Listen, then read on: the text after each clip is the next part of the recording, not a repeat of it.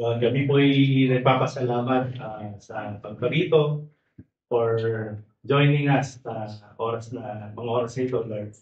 And on behalf of mga family ng Reyes, we really appreciate it. So, magsasard na po tayo ng konting may service. Ito po ay from PCF, yung church na kinabibilang namin. So, kung hindi mo ba alam nino, lumipat na ako. Ayan. So, before we start, may program na po ba next night? May ano na. Kasi meron pong lyrics dyan. So we'll sing some songs of comfort po muna. So let me call on the CCM choir. That's it.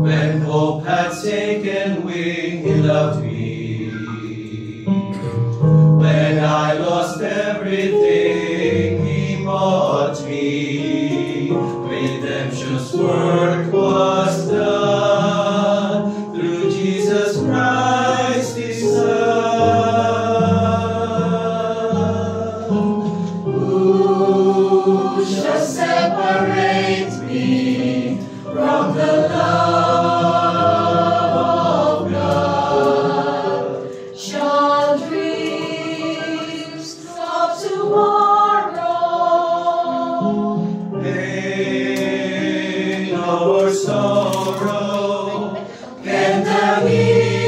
of food or earthly possessions, the threat of war or man's oppression. In all these things, victory is our reward. Victory is our reward through Jesus Christ our Lord.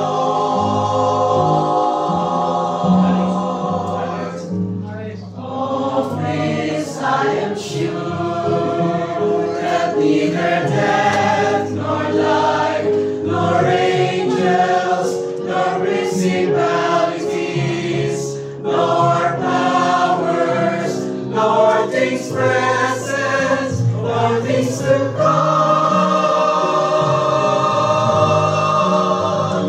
not height, nor depth, nor any creature shall separate me from the love of God. Of this I am sure, that neither death nor life, nor angels, nor principalities, nor powers, nor things present, nor things to come, not height, nor depth, nor any creature shall separate me from the love of God.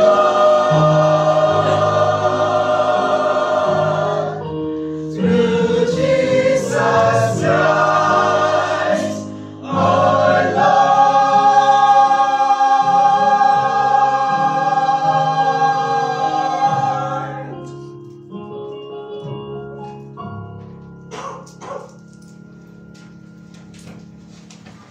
Ayun, isang pinagpalang gabi po ulit and salamat po sa Cynthia Choir.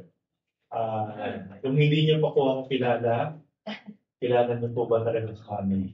Kasi ako po yung carbon copy konting-konting lang. Yung kilos. So ako po si Ari, isang bunsong anak. Mami ni Daddy Armando. So welcome po. And I hope na update tayo kahit paano, no? Alam ko, ilang beses ko na narinig itong kantang ito, mga kantang ito, pero iba yung dating pag ganito. So let me present po yung ating speaker for tonight, si Brother Ronel of Belen. Speaker. Magandang gabi po. Hindi pa tayo nag-umpisa. In behalf of CCF, kami po ay lubos na nakikidalamhati Brother Aris at iyong pamilya. At kami po ay narito upang magbahagi ng munting mensahe mula sa ating Panginoon. Ang ating mga mapag-uusapan po ay makikita rin po ninyo dito sa ating babasahin. So, okay lang po ba? Can we start in a prayer? Let me bow our heads. O Lord God, Heavenly Father, we thank you, O Lord God. Ikaw yung may akda ng lahat. Ikaw yung nagsimula at ikaw din ang may kaalaman upang paano ito magtatapos. Paginoon, aming nilalapit sa inyo ang gabi sa Panginoon Diyos. Mag-usap sa bawat yan sa amin. Allow the Holy Spirit, O Lord God, to speak to us clearly, O Lord God. This we pray in His name. Amen. Okay. So, basahin po natin ang ating makikita po dito sa Ecclesiastes chapter 3 verse 1 to 8. Sabi dito, there is an appointment time for everything, and there is a time for every event under heaven, a time to give birth and a time to die, a time to plant and a time to uproot what is planted, a time to kill and a time to heal, a time to tear down and a time to build up, a time to weep and a time to laugh, a time to mourn and a time to dance. A time to throw stones, and a time to gather stones. A time to embrace, and a time to shun embracing. A time to search, and a time to give up as lost. A time to keep, and a time to throw away. A time to tear apart, and a time to sew together. A time to be silent, and a time to speak. A time to love, and a time to hate. A time for war, and a time for peace. Kami po ay una, itong ating binasa ay nagsasabi na lahat ng bagay ay may kanya-kanyang season, may kanya-kanyang pacing, may kanya-kanyang panahon. May panahon ng panganganak, pagiging sanggol, panahon ng paglakad, panahon ng paggabay, panahon ng paglaki, pag-aaral, panahon ng pagdadalaga, pagbibinata, panahon ng pagkasal. Kung may mga single pa dito, may panahon pa kayo para kasal. Huwag kayong mawawala ng pag-asa. Kanya-kanyang panahon yan. At may panahon din ng pagpapamilya, may panahon ng pag-edad, may panahon na tayo ay nakatingin kay Tita Aida, at may panahon din naman na tayo ang tinitingnan ng marami. Sila yung napapusan, tayo yung nakahiga dito. Kanya-kanya po ang panahon yan. Alam niyo po, minsan na tinanong ko si Brother Ari kung Tita Aida ba ay nakilala niya si Jesus Christ sa trying na mabuhay. Ang sabi niya, yes, we invited her sa ating mga gawain. At naniniwala po ako, one moment in her life, na si Tita Aida ay nakakilala talaga sa Panginoon. Tinanggap na ito. At naniniwala din po ako na sa 75 years. 79 years ni Tita Aida. Ito ay napakahabang panahon. Alam niyo po, 2 weeks ago, kami po ay nagganap din ng ganitong klaseng pagkakataon na yung namatay naman ay 4 na araw lamang. Pagkapanganak, 4 na araw lang, at ito siya ay ginawa din ng ating Panginoon. So, si Tita Aida, ito ay ilarawan ng buhay ng isang ina. Alam niyo po, ang nanay, napakalaki ng role na ginampanan nito sa buhay nating lahat. Dahil siya yung nagluwal sa atin, siya yung nag-alaga sa atin, siya yung nagbantay sa atin, lalo na kapag ng tatay ay naghahanap buhay sa labas, ang nanay, padalas, siya yung po yan. Hindi naman pwedeng magpadede ang tatay. No? So, nanay talaga. Hanggang sa dumaki tayo, kahit habulin ka ng aso, ang isisigaw mo, nanay ko po. Ayan. Ganon. Kaya sa mga pagkakataon na kagaya nito, ay lubos na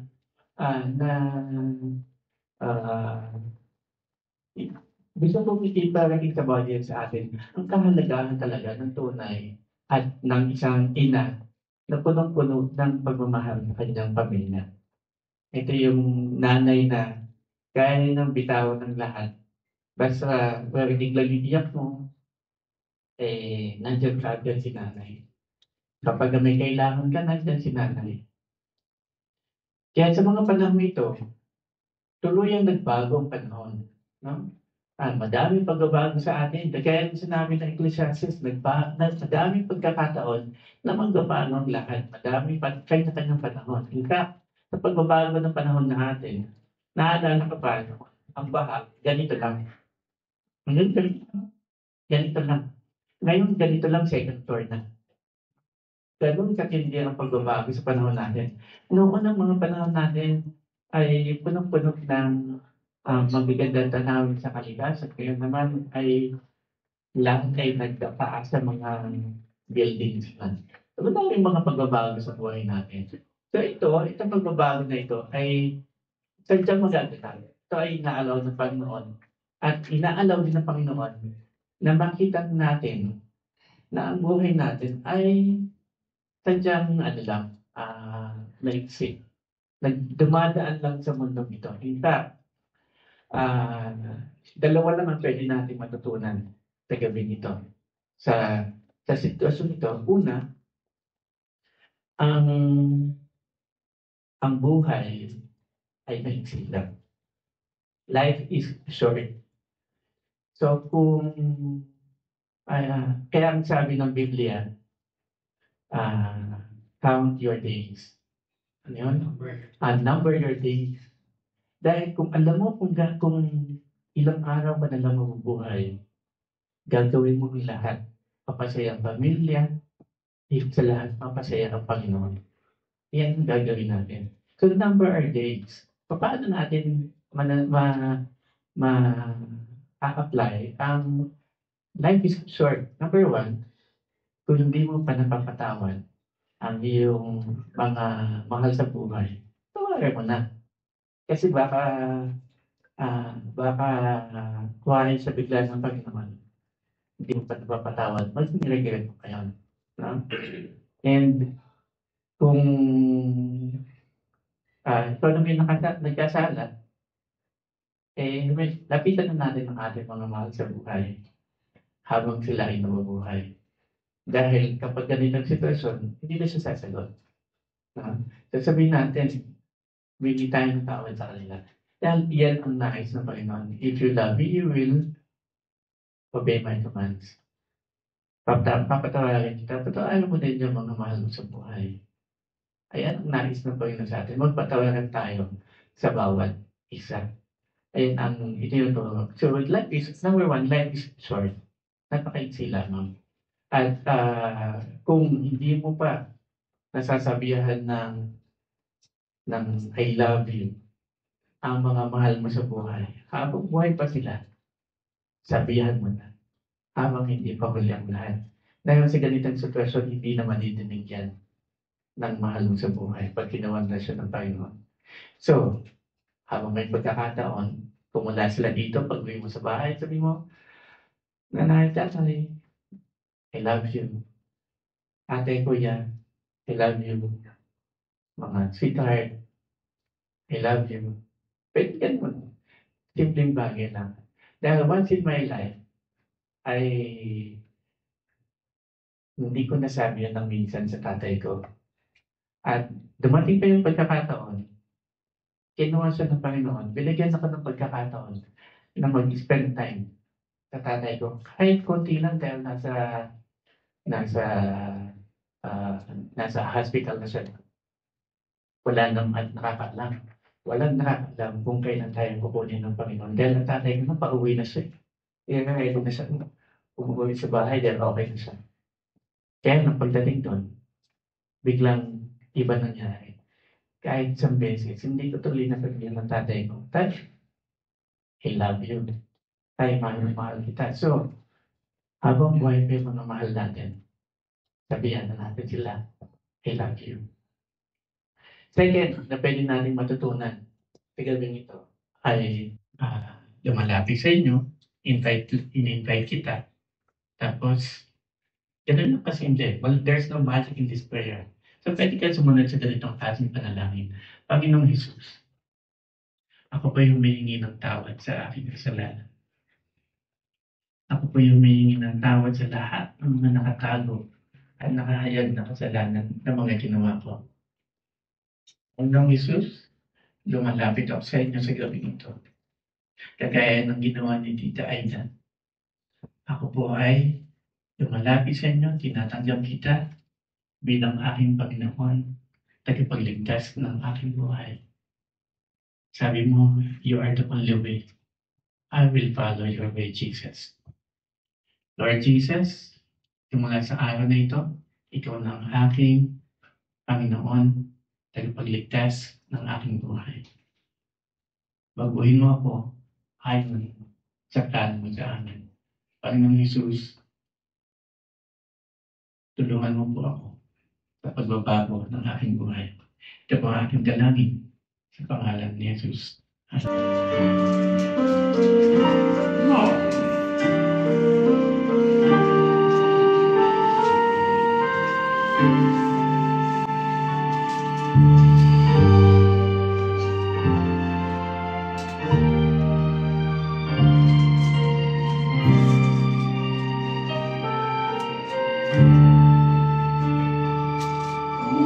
Nag-isa at nalulumbay dahil sa hirap mong tinataglay.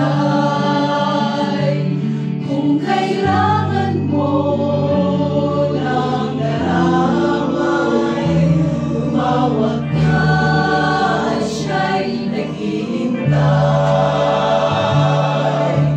Siya ang iyong kailangan, sandigan,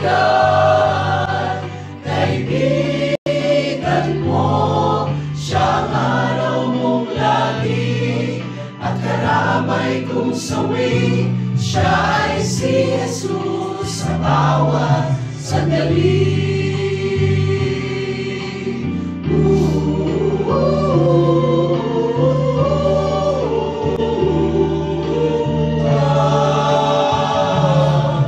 ang buhay mo ay walang sigla, laging takot laging alala. Laging kay Jesus ang aasa sa kaligtasan, iwas sa ligaya. Siya ang dapat tanggapin at kilalanin sa buhay mo. Siya noon, bukas, ngayon, sa dalangin mo'y tugon. Siya ay si Jesus sa habang panahon. Kaya't ang lagi ng pagkatatandaan, siya lang ang may pag-ibig na tunay. Pag-ibig na tunay, pag-ibig na tunay. Siya ang dapat tanggapin at kilalanin sa buhay mo. Siya noon, bukas, ngayon, sa dalangin mo'y tugon. Siya ay si Jesus. Siya ay si Jesus. Siya ay si Jesus sa habang panahon.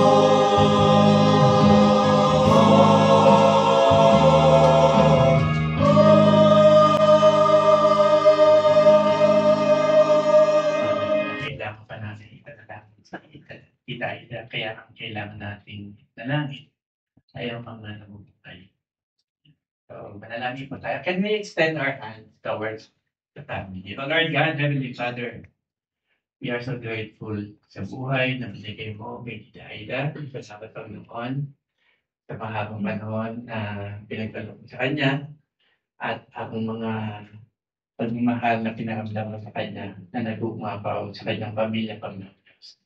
Dalangin namin, Panginoon Diyos, na lahat ng pag-ibig, lahat ng pag-iingat na binigay mo kay Tita Aida, ito ay mag-overflow hanggang sa ngayon, hanggang sa mga susunod pang saling lahi nila, Panginoon Diyos. At dalangin din namin, Panginoon Diyos, na naman na dinanas na karamdaman, sakit ni Tita Aida, ito ay hindi na pagdadaanan pa ng mga susunod na generations. At ibinabaksin namin, we rebuke any spirit na nag-cause nito, Panginoon Diyos. Dalangin namin, Panginoon Diyos, that is starting this generation, O Lord God, they will live freely, O Lord God, from this sickness. O Lord God, we pray that you will bless them, O Lord God. Cover them with your loving kindness, O Lord God.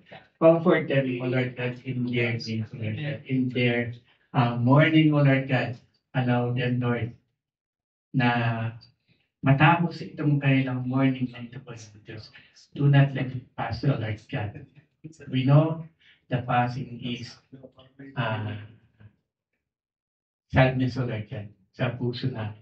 Lalo na sa puso ng pamilya, Panginoon Diyos, na naiwan. O Lord God, we ask that you will grant them joyfulness after this morning, O Lord God. Allow them to rejoice. Allow them, O Lord God, to acknowledge your goodness, O Lord God, after their morning, O Lord. We pray, Lord, that you will grant them protection, O Lord God, in everything that they will do. And in everything they will do, O Lord God, grant them victory, grant them joyfulness, and attribute all every victory, O Lord God, sa inyo, Panginoon Diyos. And Lord, protect them from any illness, O Lord God. Protect them from any existing na pain yan sila, Panginoon Diyos. And we rebuke the trauma of this event, O Lord God. We rebuke the pain, the shame, and everything that will cause them para masira ang kanilang pananampalataya sa inyo, Panginoon. Instead, O Lord God, allow the situation upang lalo sila na lumapit sa inyo, tumawag sa inyo, Panginoon Diyos. Bless them, O Lord God, hundredfold, O Lord God.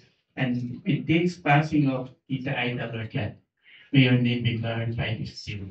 And may they continue to serve you even more, O Lord God, and allow them to rejoice with gladness in their hearts after this event, O Lord God. Maraming salamat, Panginoon Diyos, sa buhay na pinagkalaw sa bawat isa. Salamat, Panginoon, at aming itinatagubilin din sa inyo, Panginoon Diyos. Ang buhay ni Tita Aida, kami nagpapasalamat sa inyo, Panginoon Diyos. At ito ay lubos na pinagpapasalamat din ng lahat ng mga taong nagmamahal sa kanya. O Lord, we offer to you all these things with thanksgiving in our hearts. In Jesus' name, amen. Lord, lift His countenance upon you and give you peace, and give you peace. The Lord make His face to shine upon you and be gracious unto you, and be gracious. The Lord be gracious, gracious unto you. Amen.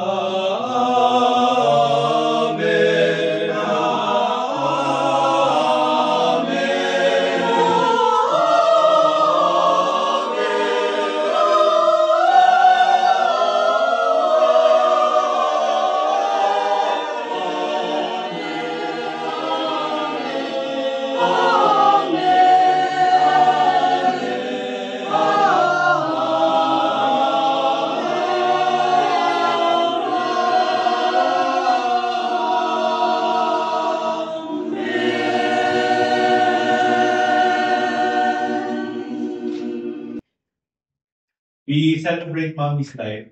And kung hindi nyo po ako kilala ulit, ako po si Aris.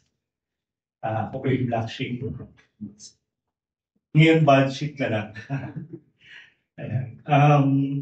Sabi ko kay Mommy, na po ako.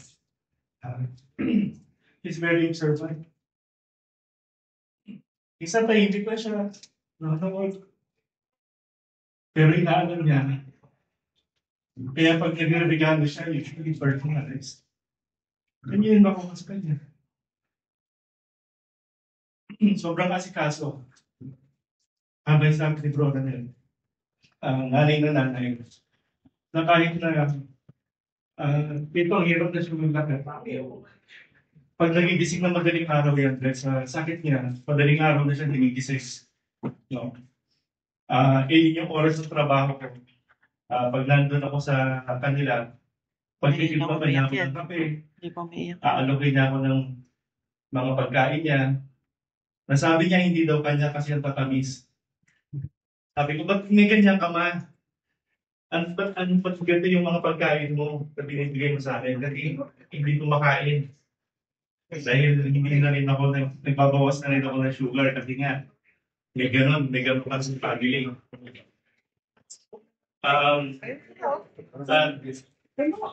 Diyan po yung mga kapatid nyo.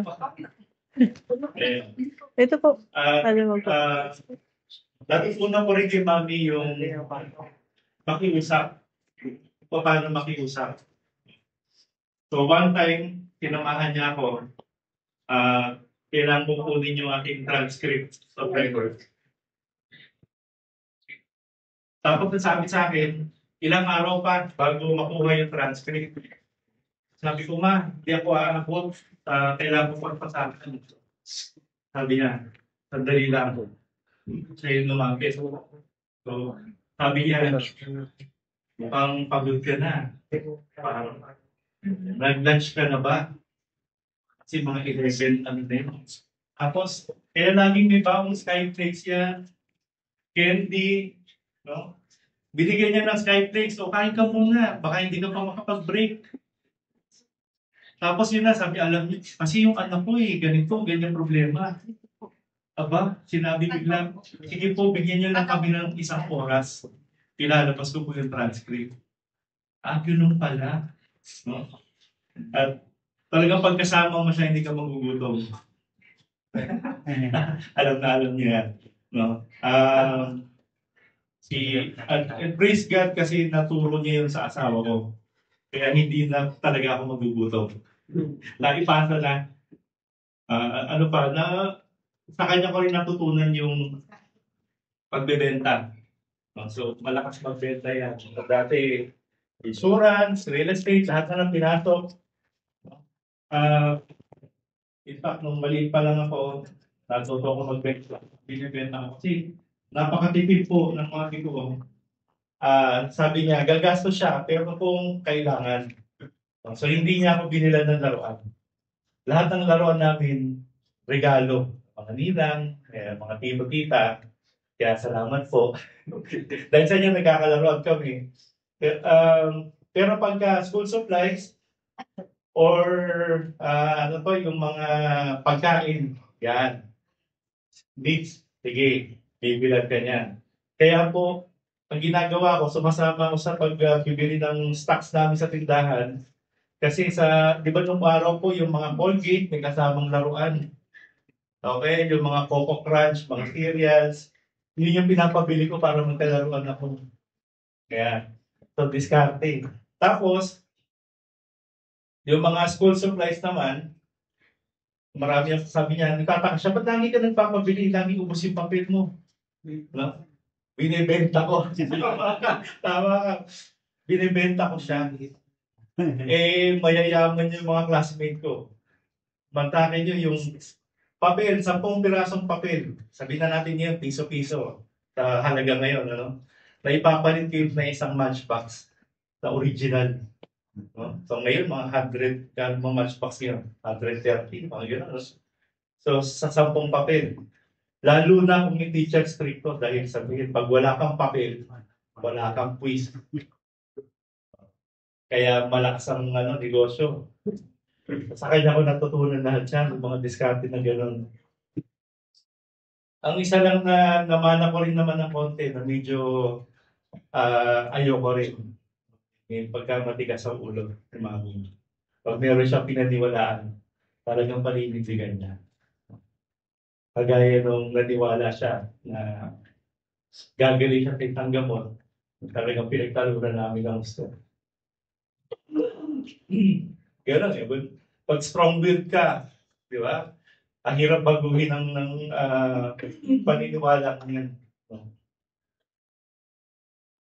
Sabi ko nga kanina, hindi ko lang alam kasi hindi kami nagbibilang ang magkapatid ng mga kalokohan. Pero sa aking pakiramdam, ako yung pinakamaraming nagawa. Nagpasakit sa kanila. And alam ko hindi ko na mababago yun. So isa lang talaga ang pwede ko ibawi na sinabi ko rin kay Daddy. At yung sinabi ni Bro Ren, the gift of heaven, the gift of Jesus. Kaya nung naging Christian po ako, sabi ng asawa ko, sabi kami, Inabasa ko po sa Acts 16:31. Sabi niya, they said, believe in the Lord Jesus and you will be saved. You and your household. Hindi wala, hindi lang yung mga anak ko. Hindi lang yung asawa ko. Hindi ko paano yung nanay ko, paano yung tatay ko. Ano yung mga tita ko. Ito po yung dahilan ko bakit kami lumipat ng Bataan. Kasi sabi sa Romans 10:13, for whoever shall call upon the name of the Lord shall be saved. But how can they call on them in whom they have not believed? And how shall they believe in him of whom they have not heard? And how shall they hear without a preacher? And praise God, pumayag ko yung asawa ko. Kami doon, para makabawi, lang sa palubo. And to show the love of Christ. Kasi, kaya, ang pinakamasakit talaga sa buong buhay ko. Hindi nga pala sasabihin nito. Kahit asawa ko di pa alam. Ito po yung time. Nahihirapan na huminga si Mami. Pero tinatanggal niya yung kanyang oxygen. Hindi ko pa rin alam kung tinanggap na talaga si Jesus. And so we were struggling. Hinahawakan ko yung kamay niya. Hinahawakan ko yung oxygen. Ginagano ko sa mukha niya. Sabi ko, makailangan mo ito. Huwag mong tanggalin. Please. And then I just said, mahal kita. Mahal ka ni Jesus. Mahal ka ni Jesus. Kung aalis ka na, sa kanya ka lang sasama, walang iba. So if you heard the message kanina, it's my plea for everyone. Dahil hindi lang naman limited ito. Yes, for us. So makasama kayo lahat doon. Dahil lang kayo nandito, mahal ko. Yung masakit eh. I'm not sure kung makikita ko siya doon. So I was praying. Tinanong ko si Bro Ranel, ano sa tingin mo, bro? Yung sinabi ko, mahal ka ni Jesus, sa kanya ka na sasama. Tumingin siya sa akin. Huminga. At nakatulog siya. Sabi ko, Lord, ano ba talaga? Give me more signs. Give me more assurance. The way she went, natutulog lang talaga siya. Very peaceful. Kaya hindi talaga namin alam na yun. Kasi sabi ko, okay, dahil regular naman yung breathing niya, okay naman. Pero yung bumabagsak na po yung oxygen niya. Kaya nagtatrabaho po ako nung nawala siya. Nasa meeting ka ako. Kaya, and last po na parang binigay na assurance sa akin ni Lord. After ko linisin yung kwarto nila, kasi doon siya inabutan. Pagkalinis ko, pinicture ko siya. And for some reason, very unusual to po. So kung may photographer po dito, you'll understand. Pagka-picture ko po kasi, pinost ko siya with a quote, kaya baka hindi masyado napansin. Meron pong meron pang parang rays of light na sabi ko, ang ganda naman ito. So sabi ko, gusto kong ulitin, hindi ko na siya makulit. One time lang, sabi ko, Lord, ito na ba yun? Are you giving me assurance? And last po, hindi ko na rin po napansin, pero sabi po ni Maros, pagka nung nawala si Mami, nung ginising ko siya, sabi ko wala na si Mami. Paglabas niya, may bulaklak daw po yung bahay. Wala naman po pag may bulaklak. So, I pray na everyone heard the message. And lahat po tayo, we put our faith in Jesus. And kung ganun po, kita-kits na lang po. Kung ito man po yung huli natin magkikita, kahit doon na, okay na po ako doon. Yan. Salamat. Salamat at malalay sa akin.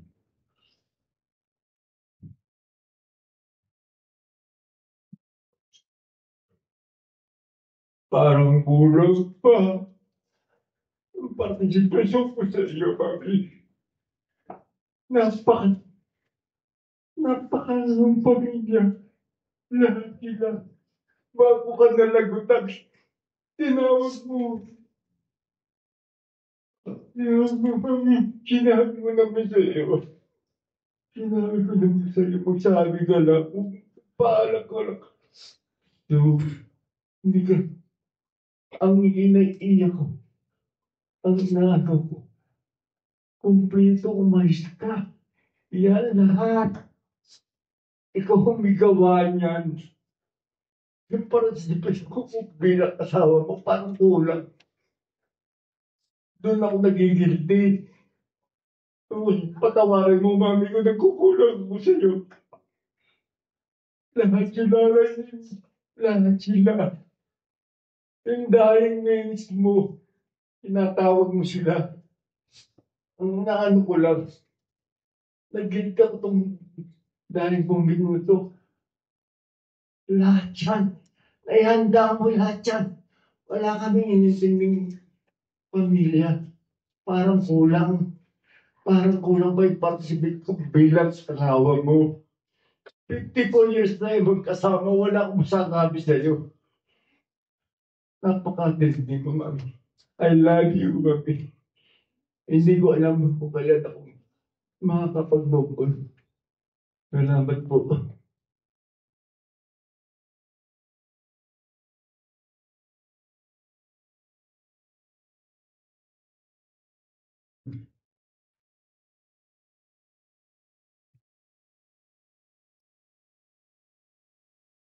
And reference kung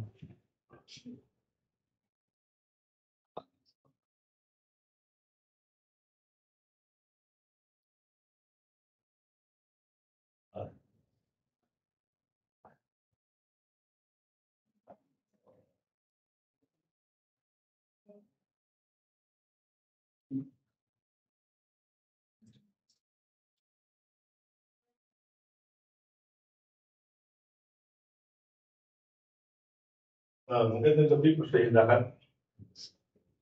Ako po ay kapatid na Ate Aida. Ako po ay pang-apat sa aming magkakapatid. Kasama ko po aking asawa at yan sa akin.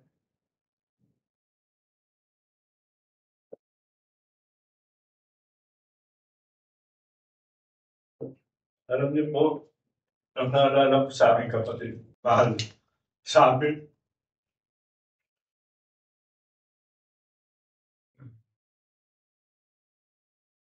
tayo na po lang, hindi kami nagkita bago siya mamatay.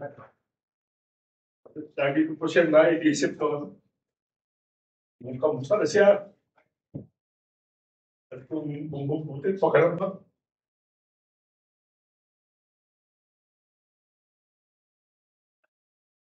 No, maliliit pa kami.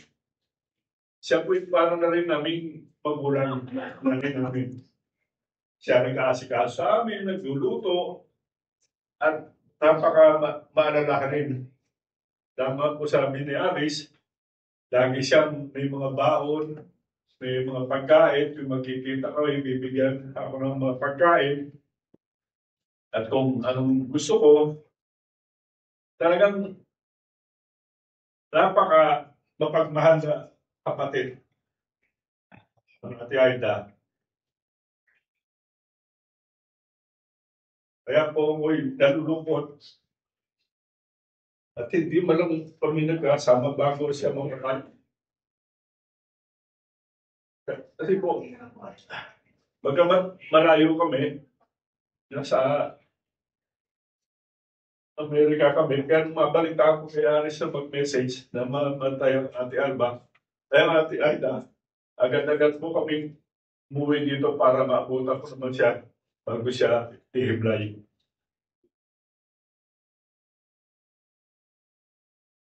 At ang isa pang natatanda ko sa kanya ay siya po'y napakasipag. Napakasipag lahat po ng mga gawain, lahat na siya ang gumagawa. Hindi, may, sa natatanda ko, may hindi kami nagkaroon na sama ng loob ng aking kapatid na yan. Kahit katitin. Wala pa akong masasabi.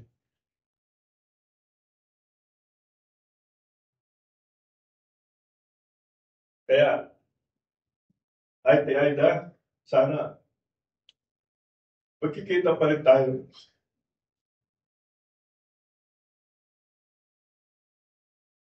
At sa pagkikita natin doon ko parang masasabi sa'yo na malamar kita.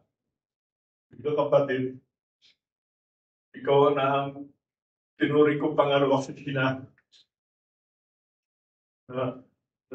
Napakamalalahanin.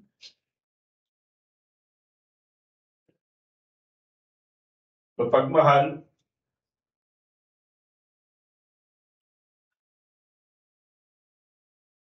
Pasaysayan po, hindi ko na mapigilan ang pag-iyak ko.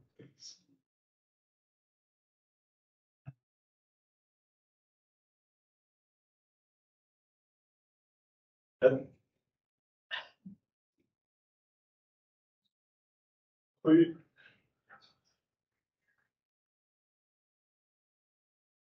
Uy, Matik.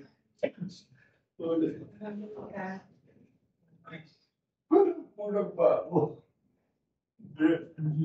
Sigawa mo na lahat ng magagawa ko, Matik. Masaya na ang Ate Aida, hindi na siya naghihirap.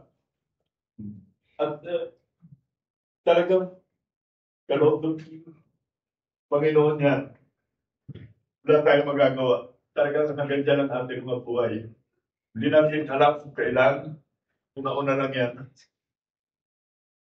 Nga lang, mamimiss natin siya. Yung mga ginawa niya sa atin, mga pagmamahal niya, pag-aruga, yun ang ating maalala sa kanya. At marami po salamat sa mga pumunta ngayon at nakikiramay. At sana pagdasal niyo rin ang aking kapatid.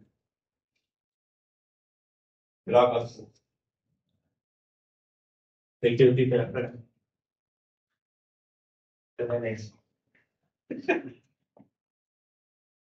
Eric. So, meron pa po ba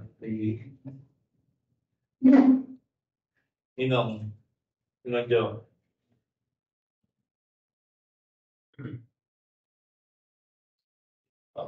Pag-uwi ba kami? Uwi ba kami? Nag-testimony na po ako sa Pilip tayo, hinapan din ako. Evening po sa lahat. Ako po si June.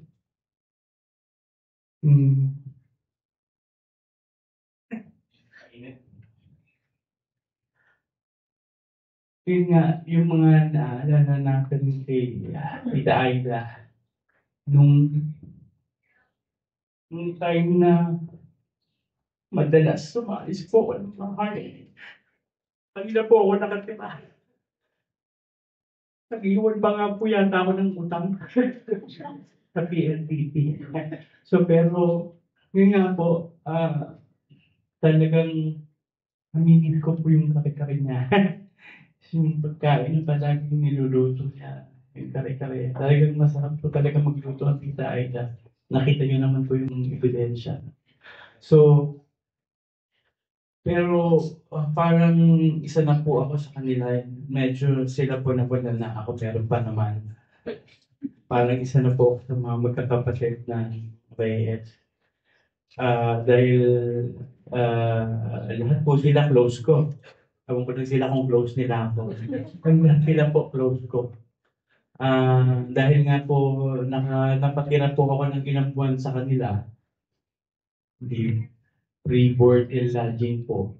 At saka talaga naman napaka-asikaso po ni Tita. Yun nga po yung hindi talaga matawaran sa kanya, yung kahit sa kami magpunta, meron po kami dalang pagkain, hindi ka po talaga magpupunta. At saka, hanggang sa by time na papasyal-pasyal na lang po ako doon sa kanila, yun, pag nakita niya ako na may dalang motor, binawarningan niya na po ako.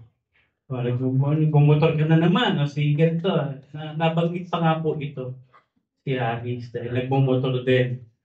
Yung nagkaroon siya ng problema na nagkaroon ng konting aksidente. So sabi niya ko, ito, tignan mo si Aris, nagbumotor din to. Iwasan mo na magmotor, sabi niya. Pero, awa ng Diyos, matigas talaga po yung ulo natin. Hanggang ngayon, nagmumotor pa rin tayo. Pero napaka-maalalahanin po ng Tita Aida at saka talaga pag tumira ka po sa kanila, talagang busog na busog ka every time dahil pagkangat mo pa lang po ng lamesa, nandun na po yung mga pagkain. Na lang, bahala ako kung gusto mo kayo. Dahil po sa may tindahan din po sila ng mga panahon na yun.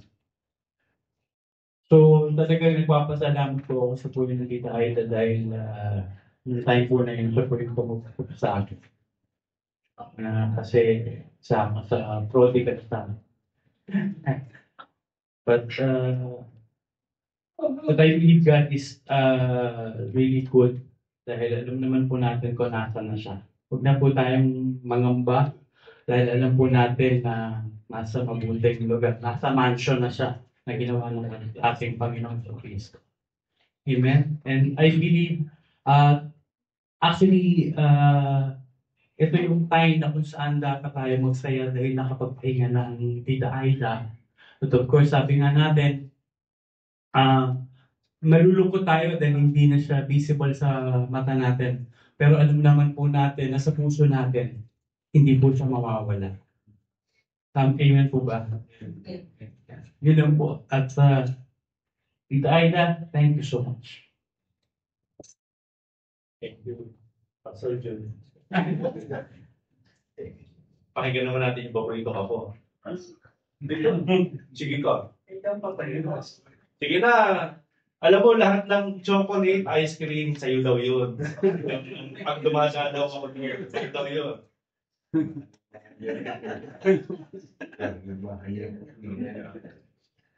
Ano mo sabihin ko? Kaya niya.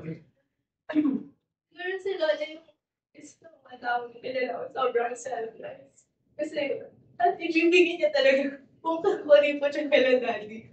Sa mga apoy niya, ibibigay niya talaga kalaan. Ang pinaka-talagang tao dyan, kasi tuwing mag-grocery kami, kukunin niya lahat, tapos tatanong niya sa akin nung gusto ko ba ito. Tapos hindi pa ako sumasagot, pero nandun na. Tapos pag-uwi kami sa bahay, sabi niya, ako daw lang nagturo nun. Sabi ni Tanen pa, gusto mo ba to? Siya ang may gusto. Sorry, paano makakuha siya ng chocolate? Siya talagang pinakamaalala. Yes, thank you very much. Pero mo ba, Ira? Ano bang... Oh. Sumunod na paborito.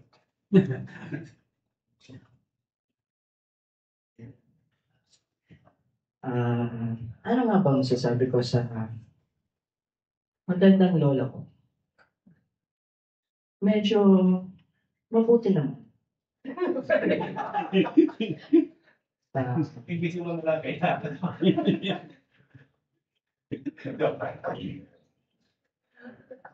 Usually pag di ako medyo mahilig nag-speak dito sa akin. Kasi medyo may stage fright ako. Pero na-overcome ko naman kasi alam ko huling beses ko na to, papag-usapan ko yung tungkol sa lolo ko.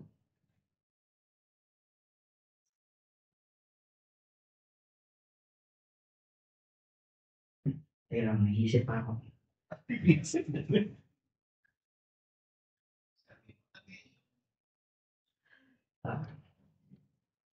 Nung pumasok si nanay sa kwarto namin, nung nagsistay kami doon sa bahay po namin, nung sinabi niya patay na siya, di ko alam kung anong reaction ko. Pero, utak ko, may ibang reaction. Bibigay sa akin ng mga napakagandang memories.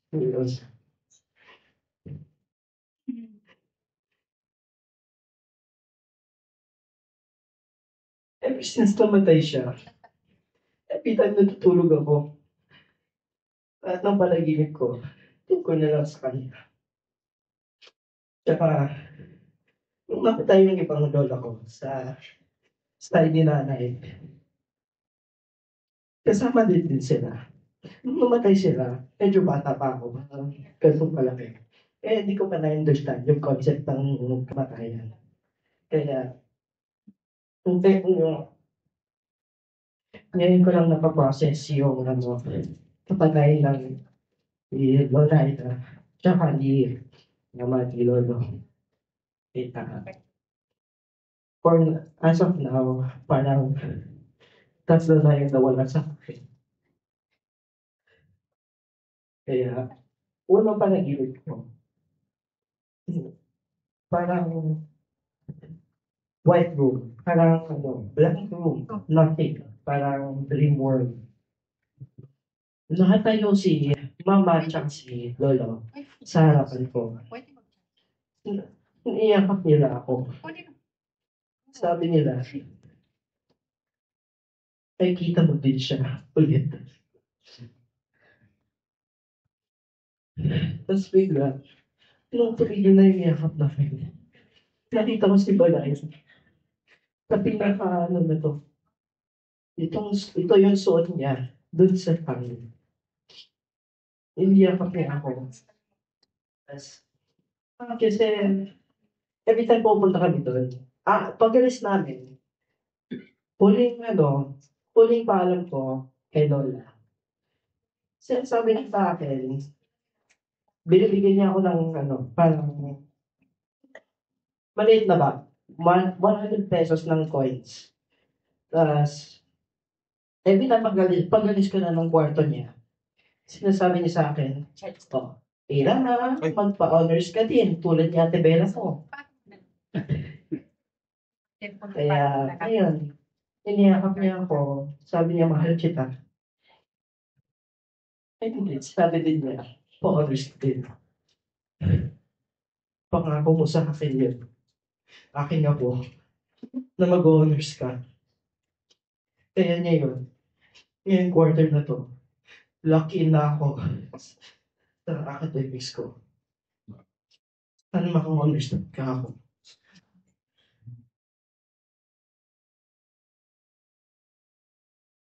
Thank you.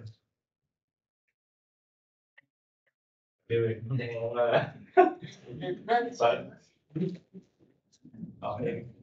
Okay na po. So, Kuya, magkakataon ko ba?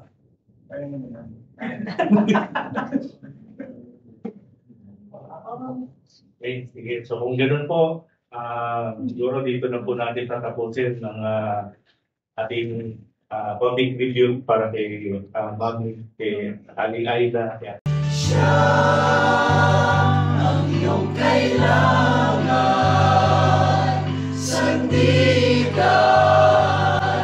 kaibigan mo, siyang araw mong lagi, at karamay kong sawi, siya ay si Jesus sa bawat sandali.